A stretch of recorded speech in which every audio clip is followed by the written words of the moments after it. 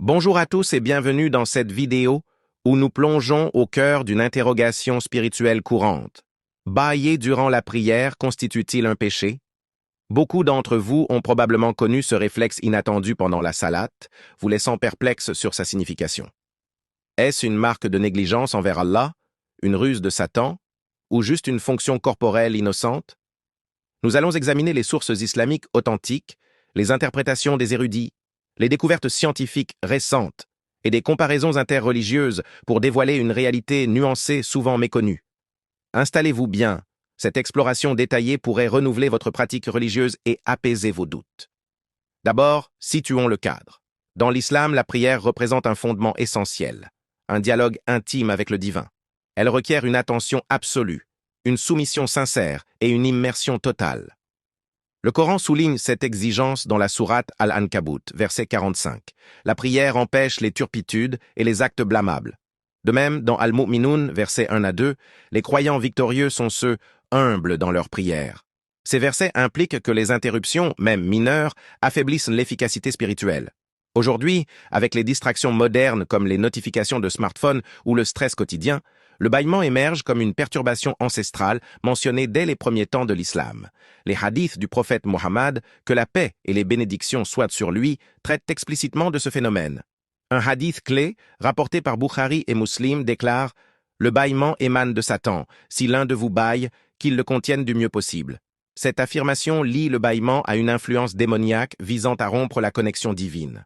Un autre récit, dans Sahih Muslim, ajoute « Quand vous bâillez, placez votre main sur la bouche, car Satan entre sinon. » Rapporté par Ahmad, un troisième hadith précise « Évitez de dire « Ah » en bâillant, cela amuse le diable. » Ces traditions dépeignent Satan non comme un être littéral entrant par la bouche, mais comme un symbole des impulsions négatives exploitant la vulnérabilité humaine.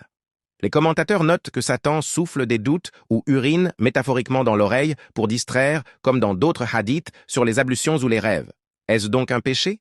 Nuançons. Les savants classent le bâillement comme makrouh, déconseillé, sans l'élever au rang de haram. L'imam Ibn Qayyim, dans Zad al-Ma'ad, argue qu'il n'annule pas la prière mais diminue son mérite, sinon contrôlé. Retenir le bâillement démontre une résistance aux tentations, accruant les récompenses. Si incontrôlable, il reste une faute mineure, sagira, pardonnée par les actes pieux selon Ibn Abbas. L'imam Nawawi, dans son exégèse de Sahih Muslim, recommande de couvrir la bouche pour bloquer symboliquement les intrusions négatives, préservant ainsi le khushu, cette tranquillité d'âme vitale. Tournons-nous vers la science pour une vue équilibrée. Le bâillement est un réflexe universel, pas une faille morale. Une étude de 2011 dans Frontier in Evolutionary Neuroscience indique qu'il oxygène le cerveau, abaisse sa température et booste l'alerte. Robert Provine, expert en neurosciences, explique dans ses travaux que le bâillement combat la fatigue en stimulant le cortex. Une recherche de 2014 dans Physiology and Behavior lie le bâillement à la vigilance accrue post-événement, suggérant un rôle adaptatif. Andrew Gallup, de SUNY Oneonta, a prouvé en 2007 sa contagion via l'empathie, impliquant les neurones miroirs. Durant la salate, avec ses postures fixes et sa respiration calme, le corps peut activer ce mécanisme pour contrer l'hypoxie ou le stress. Une étude de 2020 dans Sleep Medicine Reviews associe le bâillement à la régulation émotionnelle, soulageant l'anxiété, ironiquement utile en prière. Ces faits montrent que le bâillement n'équivaut pas à un manque de dévotion, mais à une biologie neutre. La tradition islamique intègre cela sans contradiction. Les hadiths utilisent un langage symbolique pour des vérités intemporelles. La science éclaire le comment physique, tandis que la foi aborde le pourquoi spirituel. Ibn Taymiyyah, hanbalite éminent, dans Sharh al-Umda, voit la lutte contre le bâillement comme un entraînement à la maîtrise de soi, convertissant une impulsion corporelle en gain spirituel. Al-Ghazali, dans Ihya Ulum ad-Din, fusionne les deux. Le corps, temple de l'âme, doit être discipliné pour élever la conscience divine. Explorons les écoles juridiques. Madahib. Les Hanafites, via Abu Hanifa, tolèrent le bâillement silencieux.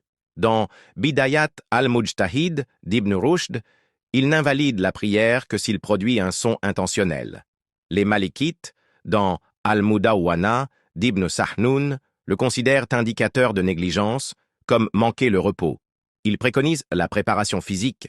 Les Shafi'ites, avec Al-Shafi'i dans Kitab al-Umm, le jugent makrouh, conseillant des douas pour contrer la pesanteur cardiaque.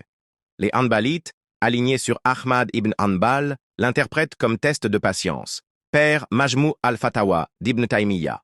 Consensus. Pas de péché grave, mais efforts recommandés. Et large à d'autres fois. Dans le christianisme, Matthieu 26, 41 avertit. Veillez et priez pour ne pas succomber à la tentation. L'esprit est ardent, mais la chair faible. Saint Augustin, dans ses Confessions, combat la léthargie en prière, la voyant comme épreuve. Pas de péché explicite, mais appel à vigilance. Dans le judaïsme, le Shulchan Aruch, Orach Chaim 98.1, exige kavana. Le Talmud, Berakot 13a, discute la somnolence, pardonnant les distractions involontaires. Dans le bouddhisme, lors de la méditation, le bâillement signale une purification énergétique, mais on le gère par la mindfulness.